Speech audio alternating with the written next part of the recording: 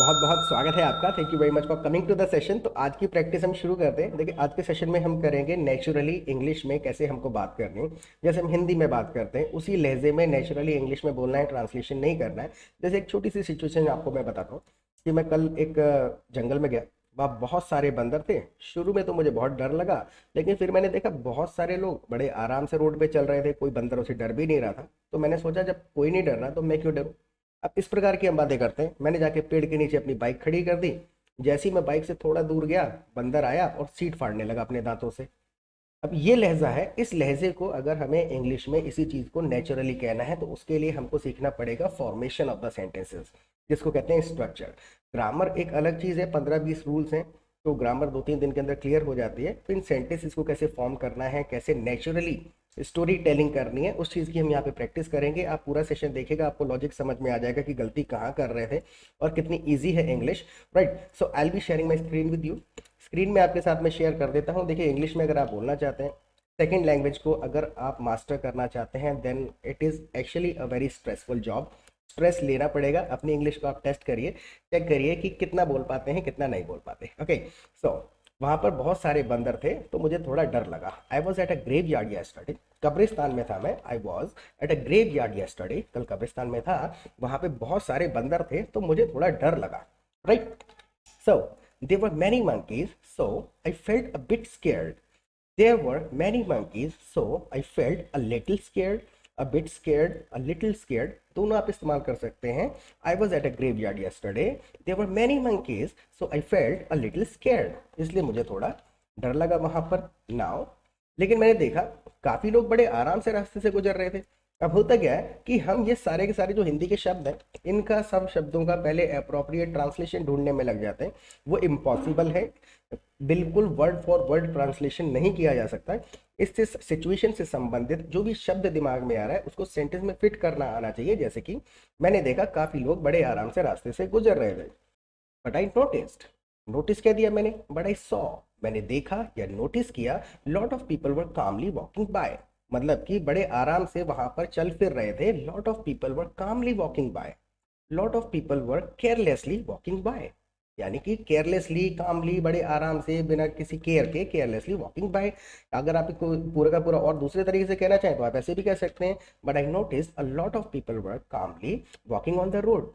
Road पे चल रहे थे। राइट, तो सिचुएशन को एक्सप्रेस करना सीखना है। हिंदी के सेंटेंस का वर्ड फॉर वर्ड ट्रांसलेशन नहीं करना है। Right, look at the next sentence. इसको आप पहले खुद से टेस्ट करिए, आप बोल पा रहे हैं या नहीं बोल पा रहे। आई गिव यू 5 सेकेंड्स। ओके, सब लोग ऐसे बिहेव कर रहे थे जैसे आसपास बंदर है ही नहीं। सब ऐसे बिहेव कर रहे थे जैसे आसपास बंदर है ही नहीं। आप बोल के देखिए। देखिए, इंग्लिश बोलना चाहते हैं तो थोड़ा तो स्ट्रेस लेना पड़ेगा। आप टेस्ट करिए, सेशन को पूरा देखिएगा। थोड़ा स्ट्रेस होगा, लेकिन आपको समझ में आ जाएगा what is the level of English. और पूरा सेशन देखते देखते लॉजिक भी समझ में आ जाएगा और समझ में आ जाएगा कि इंग्लिश को नेचुरली बोलना कैसे है। राइट, तो आप बोल के देखिए, सब लोग ऐसे बिहेव कर रहे थे जैसे आसपास बंदर है ही नहीं।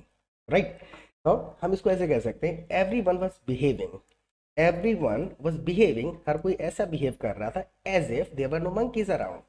जैसे कि एज इफ का मतलब है जैसे कि, as if there were no monkeys around, जैसे आसपास मंकीज थे ही नहीं। So everyone was behaving as if there were no monkeys around, यानी कि वहां पर मंकीज थे ही नहीं। हर कोई कैसा बिहेव कर रहा था, everyone was behaving as if there were no monkeys around, जैसे मंकीज है ही नहीं। Right, look at the next sentence. मैंने सोचा जब कोई नहीं डर रहा तो मैं क्यों डरूं। मैंने सोचा जब कोई नहीं डर रहा तो मैं क्यों डरूं। अब इसी चीज को आप बोल के देखिए इंग्लिश में, टेस्ट करते चले। मैं आपको 2 सेकंड देता हूँ। मैंने सोचा जब कोई नहीं डर रहा तो मैं क्यों डरूं। हाउ वुड यू से दिस इन इंग्लिश। आप कमेंट सेक्शन में लिखिएगा, अपना सेंटेंस बना के आप पॉज करके कमेंट सेक्शन में लिखें ऑनेस्टी के साथ। उसके बाद फिर आप आंसर देख लीजिएगा, प्रॉबेबली आपका ठीक ही होगा सेंटेंस। राइट, तो मैंने सोचा जब कोई नहीं डर रहा तो मैं क्यों डरूं। I thought to myself. देखिए, आप ऐसे भी कह सकते हैं, इतना कह के छोड़ सकते हैं, आई थॉट, मैंने सोचा। I thought to myself का मतलब है मैंने खुद से कहा, मैंने खुद को समझाया। तो टू माई सेल्फ लगा करके थोड़ा एम्फेसाइज कर दिया आपने उस भावना को। I thought to myself, मैंने खुद से कहा, if no one else is afraid why should I be. जब कोई नहीं डर रहा है, if no one else is afraid. देखिए, अब आईएनजी नहीं लगाना, कोई नहीं डर रहा है, रहा रही के साथ में ऐसा नहीं होता है कि हर जगह ग्रामेटिकल रूल काम करे। If no one is afraiding हम इसको नहीं कह सकते, if no one is scaring भी हम यहाँ नहीं कह सकते हैं। अपना तरीका है इसको बोलने का। I thought to myself, मैंने खुद से कहा, if no one is afraid why should I B.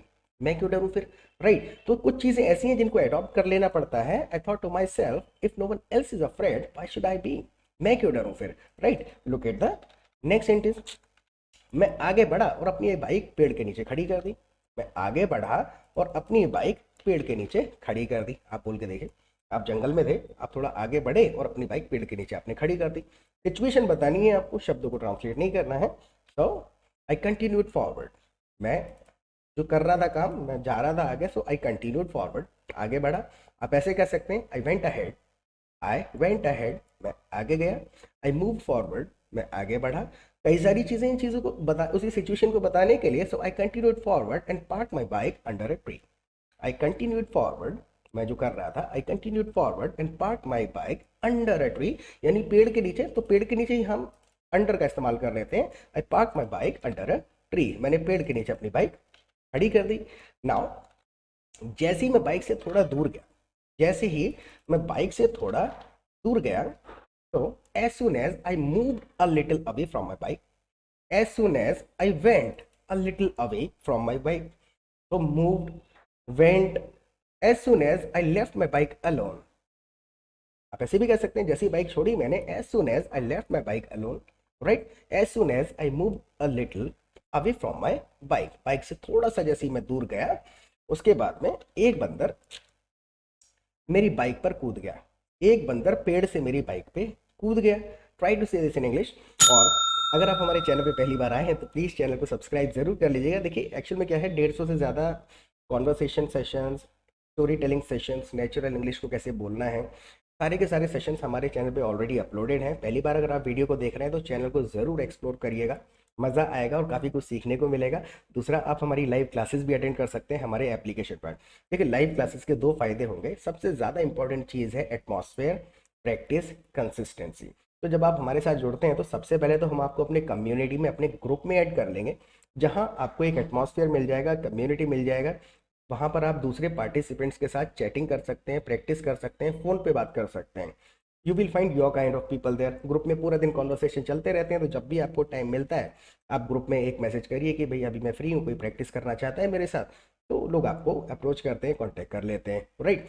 Practice partners आपको मिल जाएंगे। और दूसरा, शाम को जब हमारे लाइव सेशन होते हैं तो वहाँ पर भी we simply come together every evening and we discuss English for 2 hours. 2 घंटे हम डिस्कशन करते हैं कि इस बात को कैसे कहा जा सकता है और कितने तरीके से कहा जा सकता है, इसके पीछे ग्रामर क्या है। तो डिस्कशन में जब आप बैठेंगे 150-200 सेंटेंसेस रोजाना सुनेंगे, उन सेंटेंसेस को आप अडॉप्ट कर लेंगे, ग्रामेटिकल रूल्स को बार बार सुनेंगे, कंसेप्ट्स क्लियर हो जाएंगे and you will start speaking English fluently, fast and confidently the way you want to speak. Best तरीका यही है, join the community where English is being spoken and discussed. जहाँ discuss हो रही है, जहाँ बोली जा रही है, उस कम्युनिटी को ज्वाइन कर लीजिए। ग्रामेटिकल रूल अप्लाई करके मैक्सिमम 15% इंग्लिश बोली जा सकती है। नेचुरली इंग्लिश को बोलना है, then you will have to listen to the English. सुनना पड़ेगा इंग्लिश को कि इस बात को कैसे कहा जाता है, राइट। पूरी नहीं सुननी है, थोड़ी सुन लेंगे, 10% सुन लेंगे तो बाकी 90% जो है अपने आप बना पाएंगे, लॉजिक समझ लेंगे, राइट। और जहाँ तक फीस का सवाल है, बहुत ही मिनिमल अमाउंट चार्ज करते हैं, बहुत ही छोटा सा अमाउंट है फीस के नाम पे। तो फीस की बिल्कुल आपको चिंता नहीं करनी है। लाइव क्लासेस में आइए और कम्युनिटी को ज्वाइन करिए। और session is not gonna be very long. पूरे सेशन को देख के प्लीज़ फीडबैक दीजिएगा कि इन सेशन से आपको थोड़ी बहुत हेल्प मिलती है या नहीं मिलती। ओके, तो let's get back to it now. एक बंदर पेड़ से मेरी बाइक पे कूद गया। बिल्कुल सिंपल सा सेंटेंस है। A monkey jumped on my bike from the tree. A monkey jumped on my bike from the tree. बंदर मेरी बाइक पे कूद गया। उसके बाद उसने करा क्या, अपने दांतों से बाइक की सीट फाड़ने लगा। अपने दांतों से बाइक की सीट फाड़ने लगा। Started tearing the bike seat with its teeth. With का हम यहाँ पर इस्तेमाल करेंगे and started tearing the bike seat with its teeth. अपने दांतों से तो फाड़ने लगा, इसको खराब करने लगा। Started damaging the bike seat with its teeth. Right, और वो टेयर कर रहा था, फाड़ ही रहा था। So started tearing the bike seat with its teeth, अपने दांतों से फाड़ने लगा। उसके बाद में बंदर से उलझने की मेरी हिम्मत तो नहीं हुई। बंदर से उलझने की मेरी हिम्मत तो नहीं हुई। I had no courage to mess with the monkey. I had no courage, मेरे पास हिम्मत नहीं थी। I had no courage to mess with the monkey, बंदर से। मेस मतलब कि उलझना ही होता है कि किसी के साथ हम उलझने की हिम्मत नहीं कर पा रहे हैं। I have no courage to mess with him. तो I had no courage to mess with a monkey, बंदर से उलझने की मेरी हिम्मत नहीं हुई। मैंने उसे करने दिया जो वो कर रहा था। मैंने उसको करने दिया जो वो कर रहा था। I let him do what it was doing. I let him do, देखिए लेट ये first form second form third form वही रहता है। I let him do what it was doing, जो वो कर रहा था, आई लेट हिम डू, मैंने उसको वो करने दिया। अब उसके बाद में सीट पर थोड़ी सी खरोचे मारने के बाद वो चला गया। इसमें मुश्किल से 15-20 सेंटेंस भी हमने नहीं बोले हैं। हम ये मुश्किल से अगर बोलते हिंदी में तो 2 मिनट के अंदर बोल डालते, लेकिन सेंटेंस का फॉर्मेशन हमको सीखना बहुत ज़रूरी है। और इस स्टोरी को आप दोबारा पढ़ेंगे तो आपको लगेगा हर सेंटेंस एक दूसरे के साथ कनेक्टेड है और नेचुरल साउंड कर रहे होंगे ये सेंटेंसेस, राइट। सो सीट पे थोड़ी सी खरोचे मारने के बाद वो चला गया, अपने आप चला गया थोड़ी खरोचे मारने के बाद। After making some scratches on the seat, after making some scratches on the seat he left by himself. After making some scratches on the seat he left by himself, वो खुद से चला गया। नाउ अब दूसरा मुद्दा स्टार्ट होता है। रोजाना एक नई परेशानी खड़ी हो जाती है। अब हमको यही एक अपना एक्सप्रेशन देना है, बैठे बैठे हमको अचानक बोलना है कि रोजाना एक नई परेशानी खड़ी हो जाती है। अब इसको लिटरली ऐसे थोड़ी ना ट्रांसलेट कर सकते हैं। सिचुएशन समझ गए हम कि नया दिन आता है तो परेशानी आ जाती है हर नए दिन के साथ। सो every new day brings a new problem. Every new day brings a new problem, यानी घुमा फिरा के कहना होता है। और ऐसा भी नहीं है कि इस सेंटेंस को सिर्फ ऐसे ही कहा जाएगा, और कहने के कम से कम 100 तरीके हो सकते हैं। हर आदमी अपने हिसाब से इसको कह सकता है। बस ये है जिस भी तरीके से कह रहे हैं, जो सेंटेंस बोल रहे हैं वो ग्रामेटिकली ठीक होना चाहिए बस, right. So every new day brings a new challenge, हर नया दिन नया चैलेंज लेकर के आता है, राइट। इंसान की इच्छाएं कभी पूरी नहीं होती, इंसान की इच्छाएं कभी पूरी ही नहीं होती हैं। अब ये जो पूरी है इसका मतलब खत्म था जो मैं लिख रहा था हिंदी में। इंसान की इच्छाएं कभी खत्म ही नहीं होती हैं। Human desires never come to an end. Human desires never come to an end, इंसान की इच्छाएं कभी एंड तक नहीं पहुंचती हैं। मतलब वो है कहने का तरीका, never come to an end, इसका मतलब ये है कि खत्म नहीं होती हैं। Human desires never come to an end. ना आप कौन से मेथड से पेमेंट करोगे? हमको किसी को पूछना है आप कौन से मेथड से पेमेंट करोगे। तो विच मेथड वुड यू पे थ्रू। थ्रू का हम यहाँ पर इस्तेमाल करेंगे, आप बाय का भी इस्तेमाल कर सकते हैं। विच मेथड वुड यू पे बाय, आप कौन से मेथड से पेमेंट करेंगे। विच मेथड वुड यू पे थ्रू या फिर विच मेथड वुड यू पे बाय। लेकिन ये हमने लिटरल ट्रांसलेशन कर दिया है, लेकिन अगर नेचुरली हमको बोलना ही है तो हम ऐसे कह सकते हैं which method would you be using for the payment. Which method would you be using for the payment, यानी कि कौन से मेथड से पेमेंट करोगे। उसको नेचुरली बोलने का तरीका यही है, which method would you be using for the payment, right. अगर आपको किसी से पूछना ही पड़े कि कौन सी एप्लीकेशन से पेमेंट करोगे, एक्चुअल में हम थोड़ा सा उसको इंग्लिश में गलत बोल देते हैं, हिंदी में गलत बोल देते हैं, कौन से यूपीआई से पेमेंट करोगे। एक्चुअल में यूपीआई क्या है, यूनिफाइड पेमेंट इंटरफेस है, वो सेंट्रलाइज्ड है, राइट। गूगल पे, फोन पे, पेटीएम, एयरटेल पे, ये क्या है, ये मोबाइल पेमेंट एप्लीकेशंस हैं, ये यूपीआई नहीं है। ये सारे के सारे यूपीआई बेस्ड एप्लीकेशन है। तो हम जब किसी से पूछ रहे हैं कि गूगल पे करोगे, फोन पे करोगे, तो हम उससे ये पूछ रहे हैं कौन से एप्लीकेशन से करोगे। अगर हम ये कह देते हैं आप कौन से यूपीआई से पेमेंट करेंगे, तो यूपीआई एक ही है इंडिया में, राइट। ये सारे यूपीआई बेस्ड एप्लीकेशन हैं। सो कौन से एप्लीकेशन से पेमेंट करोगे, राइट। वो एक थोड़ा जनरल नॉलेज की बात थी जो मैंने सोचा कि शेयर कर लीजिए। कौन से एप्लीकेशन से पेमेंट करोगे, simple, which application will you use for the payment. आप ऐसे कह सकते हैं which application will you use for the payment. Look at the next sentence, मैं आपको कितना पेमेंट करूं। हमको किसी से पूछना है कि मैं आपको कितना पेमेंट करूं। हाउ मच शुड आई पे you, how much should I पे यू, मैं आपको कितना पेमेंट करूं। बहुत छोटा सा और सेशन रह गया है। अब हम कुछ डेली यूज के बड़ी जल्दी जल्दी से कवर करते हैं सेंटेंसेस को। तो आपको 2000 का पेमेंट करना है।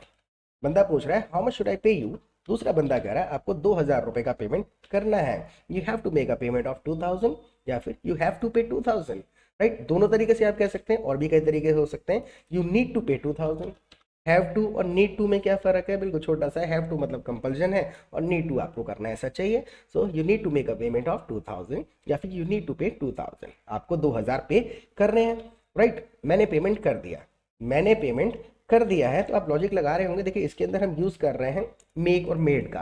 I have made the payment, मैंने पेमेंट कर दिया है, I have made the payment, right. तो हम मेड का इस्तेमाल कर लेते हैं। जैसे अगर एक नया सेंटेंस हमको बोलना पड़े, आपने पेमेंट कब किया था। यहाँ पर भी आपने, जब पेमेंट की बात हो रही है तो उसमें मेक का हम इस्तेमाल करते हैं। आपने पेमेंट कब किया था, when did you make the payment. Logic है कि डिड जब हम इस्तेमाल कर रहे हैं सेंटेंस में तो फर्स्ट फॉर्म ही यूज करेंगे। मेक कह रहे हैं, मेड नहीं कह रहे। When did you make the payment, आपने पेमेंट कब किया था। नाउ मैंने 10 मिनट पहले ही पेमेंट किया है, मैंने 10 मिनट पहले ही पेमेंट किया है। इसी चीज को अगर हमको कहना है, so I made the payment just 10 minutes ago. I made the payment just 10 minutes एगो।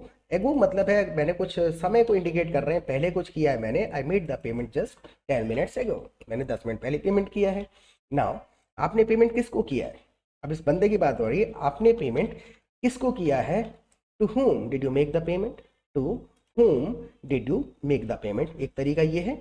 दूसरे तरीके से आप कह सकते हैं who did you make the payment to, who did you make the payment to, वो भी आप कह सकते हैं और इसको भी कह सकते हैं। तो ये ऑल्टरनेट और भी कई तरीके से कहा जा सकता है, लेकिन ये ऑल्टरनेट हमको कैसे समझ में आएंगे? जब हम कम्युनिटी में बैठेंगे, कॉन्वर्सेशन सुनेंगे, लोगों के सेंटेंसेस पढ़ेंगे, बोलेंगे, तो एडॉप्ट करेंगे कि इतने तरीके से कहा जा सकता है। ट्रांसलेशन अगर सीखेंगे तो मुश्किल से 15-20 सेंटेंसेस सीख पाते हैं, वही बोल लेते हैं, उसके बाद में रुक जाते हैं 2-3 सेंटेंस बोल के। Okay, so to whom did you make the payment, आपने पेमेंट किसको किया? मैंने पेमेंट आप ही के अकाउंट पे किया है, मैंने पेमेंट आप ही के अकाउंट पर किया है। I made the payment only to your account, I made the payment only to your account. देखिए यहाँ पर आपके अकाउंट में पेमेंट किया है, अकाउंट पर पेमेंट किया है, तो हम वहाँ टू का इस्तेमाल करते हैं। I made the payment only to your account, आप ही के अकाउंट पर मैंने पेमेंट किया है। Right, look at the next sentence. आपने गलत अकाउंट पर पेमेंट कर दिया, आपने गलत अकाउंट पर पेमेंट कर दिया। आप बोल के देखिए इसको अपने आप, आपने गलत अकाउंट पर पेमेंट कर दिया। राइट, बोल के देखिए पॉज करके। अब इसका मैं आंसर लिख देता हूँ। You have made the payment to the wrong account, you have made the payment to the wrong account. तो इसमें क्या है कि हम मेक का इस्तेमाल कर रहे हैं और टू का इस्तेमाल कर रहे हैं। राइट, किसको पेमेंट किया? Who did you make the payment to, यहाँ पे भी टू का इस्तेमाल कर रहे हैं। किस अकाउंट में पेमेंट किया? To which account did you make the payment?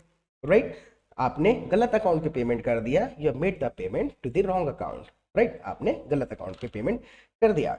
Now मुझे कौन से अकाउंट पे पेमेंट करना चाहिए था? बंदा पूछ रहा है मुझे कौन से अकाउंट पर पेमेंट करना चाहिए था, कुछ काम हो जाना चाहिए था। शुड हैव का इस्तेमाल करते हैं ऐसी कंडीशन में, क्वेश्चन भी करेंगे शुड हैव के साथ और रिप्लाई भी करेंगे। Right, to which account should I have paid to, to which account should I have paid to, मुझे किस अकाउंट पे पेमेंट करना चाहिए था। अब इसके रिप्लाई में वो वाला थोड़ा इजी है। बंदा कह रहा है जो अकाउंट नंबर मैंने आपको कल दिया था, आपको उस पे पेमेंट करना चाहिए था। आपको कौन से अकाउंट पे पेमेंट करना था? जो अकाउंट नंबर मैंने आपको कल दिया था, आपको उस पे पेमेंट करना चाहिए था। सो बिल्कुल सिंपल शब्दों में इसको कहेंगे और इसका ग्रामर भी समझ लेते हैं, थोड़ा सा कॉम्प्लिकेटेड है। जो अकाउंट नंबर मैंने आपको कल दिया था, आपको उस पे पेमेंट करना चाहिए था। You should have paid to the account, देखिए इतने का मतलब हुआ आपको कुछ करना चाहिए था। यू शुड हैव, आपको करना चाहिए था। You should have paid to the account. किसी भी सेंटेंस के अंदर अगर आप हैव, हैज, हैड सुन लें तो निश्चिंत होकर समझ जाइए कि वर्ब का थर्ड फॉर्म हम इस्तेमाल कर रहे हैं। You should have paid to the account number that I gave you yesterday, आपको उस अकाउंट पे पेमेंट करना था जो मैंने आपको कल दिया था। You should have paid to the account number that I give you yesterday, जो मैंने आपको कल दिया था। सेशन को आप 2 बार देखिएगा, कोई लिटिल ग्रामर यूज नहीं होती है, सिर्फ वर्ड ऑर्डर का खेल है। शब्दों को सेंटेंस के अंदर फिट करना आना चाहिए और सिचुएशन में क्या क्या कहा जा सकता है हमको ये पता होना चाहिए। एक सेंटेंस के पीछे पड़े रहेंगे कि यही कहना है तो याद नहीं आता है वो। राइट, और इस सेशन के बारे में प्लीज़ फीडबैक दीजिएगा कि इससे थोड़ा बहुत आपको हेल्प मिली या नहीं मिली। प्रैक्टिस करते रहें और लाइव क्लासेस में ज़रूर आइएगा और फिर मिलते हैं एक नए सेशन के साथ। Till then bye.